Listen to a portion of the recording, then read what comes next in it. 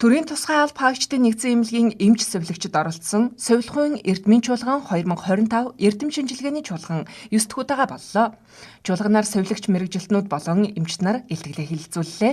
Мөн хууль зүйн дотоод хэргийн яамны харьяа 12 байгууллагын 21 аймагт ажиллаж байгаа ажилтан албан хаагчид гэр бүлийнхнийхний дунд хийсэн урьдчилан сэргийлэх үзэлгийн дүнг хиймэл оюун ухаан ашиглан нэгтгэснээ танилцуулсан юм.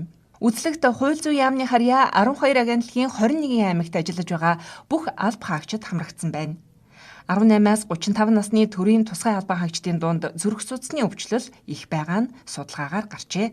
За эхний үр дүнгуудыг ингээд аваад үзэх юм бол хоол боловсруулах замын эмгэг бол маш өндөр байна. Энэ хүмүүст маань өөрөөр хэлбэл ер нь бол ажлын орчинд одоо зөв хооллох, эрүүл хооллох тийм орчин бүрдээгүй байна.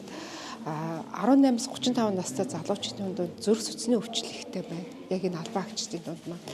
Өөрөөр хэлбэл энэ хүмүүсийн маань эрсэлт хүчин зүйл өндөр байна. Тэгээ гол шалтгаан нь бол ерөөсөө ажлын байран дээрх стресс, мөн одоо хорт зуршил гэх юм уу да. Тэгээ буруу дадал хөвчлөл болох тамхины хэрэглээс өндөр байгаа тийм. Биеийн жингийн одоо нийт ажилтан албан хаагчдын маань 65% биеийн жингийн илүүдэлтэй байгаа зэрэг нь бол зүрх судасны өвчлөл илүү залуу хүмүүст тархмал байгааг харуулсан. Тэгэд бид нэр энэ судалгааныхаа үр дүнг бол AI програм ашиглаад гол эрсдэл хүчин зүйлүүдээ ингэж бүсээр нь ямар байгууллага нь илүү байгааг ингэж бас судалсан байдаг.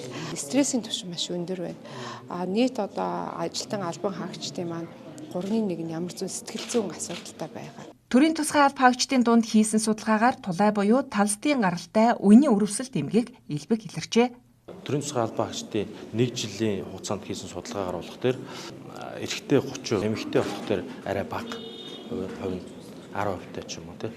Эрэгтэй хүмүүсийн дийлэхийн тулаагаар өвчлөх нь их амьдралын буруу хэм маяг. Одоо ажил мэргэжлийн онцлог, хүйтэн газруудаа ажиллах, халуун хүйтэн хавсрах, нэгдүгээр, хоёрдугаар хоол хүнс, эслэг ихтэй тийм хоол хүнсийг түтгүүхээр гэсэн арх тамхины хэрэглээ ихсэх байдлаар жингийн илүүдэл гэж хэлээд байгаа шүү дээ.